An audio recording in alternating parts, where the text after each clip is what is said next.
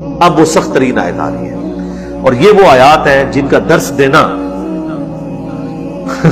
مسلمانوں کی اکثریت کے نزدیک گستاخی ہے، حرام ہے، توہین رسالت ہے، حالانکہ میں یہ کہتا ہوں یہ قرآن پاک کی وہ آیات ہیں کہ جو اس بات پر شاہد ہے کہ یہ کتاب اس پیغمبر نے نہیں لکھی، ورنہ کوئی شخص،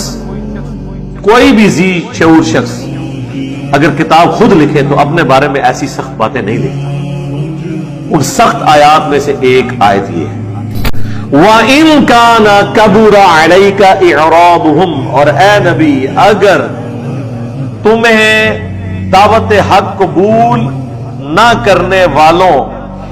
کا معاملہ، ان کا اعراض کرنا، آپ کی دعوت سے منہ پھیر لینا گراں گزر رہا ہے اور آپ اس چیز کا دکھ اور تکلیف محسوس کرتے ہیں، کیا محسوس کرتے ہیں کہ بھئی وہ کہتے ہیں کہ یہ معجزے دکھاؤ، آج ہی ہمیں مان لیں۔ یہاں بھی لوگ کہتے ہیں دکھاؤ جی کتنے لکھا ہے، دکھا بھی دیو کو نہیں لے کے آئے میں شاید شروع کر دیتے ہیں۔ تو اے نبی اگر آپ کو کہیں یہ گراں گزر رہا ہے نا کہ یہ منہ مانگے معجزے آپ کو نہیں دیے گئے، وہ سورہ بنی اسرائیل چونکہ پہلے نازل ہو چکی تھی، قرآن کی ترتیب میں آگے وہ 9 معجزے تھے جو حضور سے ڈیمانڈ کرتے تھے کہ آپ ہمارے سامنے آسمان پہ چڑھیں، چڑھنے کو بھی نہیں مانیں گے، آپ ہمارے سامنے کتاب لے کے اتریں، فرشتہ آپ کے ساتھ ہو، آپ کے لیے باغ ہو جس کے نیچے چشمے رواں ہو، یہ سارے کام آپ کریں پھر ہم آپ کو پیغمبر مانیں گے۔ تو اے نبی اگر آپ کو ان کی باتوں سے گراں گزر رہی ہیں آپ پہ یہ باتیں، فَإِنِ اسْتَطَعْتَ أَن تَبْتَغِيَ نَفَقًا فِي الْأَرْضِ، تو اگر آپ سے ہو سکتا ہے نا تو آپ کوئی زمین میں سرنگ تلاش کر لیں،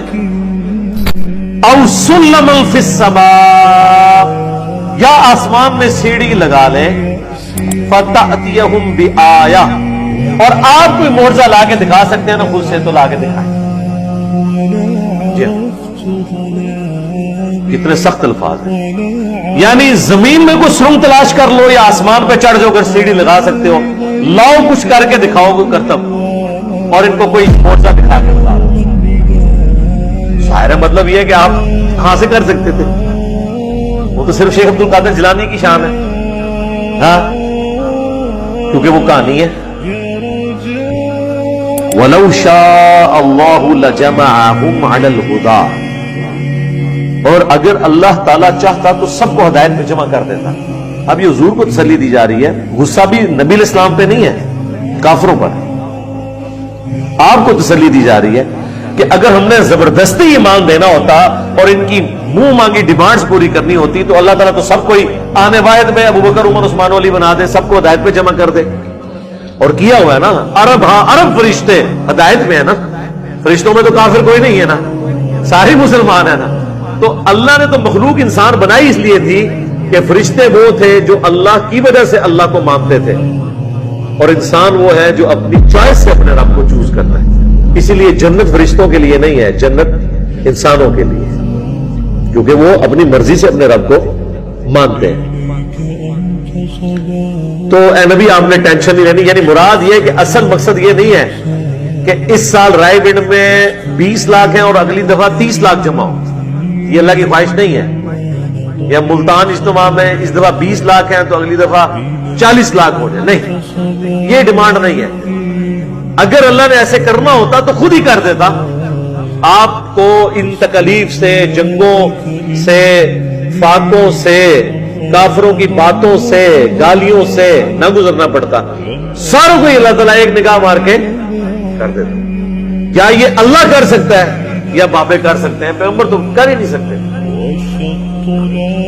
اس لیے کہ پیغمبروں کی جتنی باتیں ہیں وہ صحیح ہیں، بابوں کے بارے میں تو کہانی ہے، آپ کی مرضی بنا لیں۔ اگر اللہ چاہتا تو سب کو ہدایت پہ جمع کر دیتا۔ فلا تکونن من الجاہلین، تو اے نبی تم، اب یہ جاہل عربی میں بھی لفظ استعمال ہوتا ہے، اردو میں بھی، ان لوگوں میں شامل نہ ہو۔ چلے ہم اس کا ذرا ہلکا ترجمہ کر لیتے ہیں، جو حقیقت سے بے خبر ہے، یا اے نبی آپ جذباتی نہ ہو۔ ڈاکٹر سعد صاحب نے یہ ترجمہ کیا تھا، ظاہر ہے جی وہ یہ ترجمہ کون کر سکتے ہیں؟ یہ لوگ تو گستاخی کا فتویٰ لگا دیں گے، لیکن یہ بھول جاتے ہیں کہ کہنے والا اللہ ہے۔ وہ اپنی مخلوق سے جس لہجے میں مرضی بات کرے، اس نے احترام کے ساتھ بات کرنی ہے اس کی، اور اپنے نبی کے ساتھ فرینکنس ہے، وہ جیسے مرضی بات کرے۔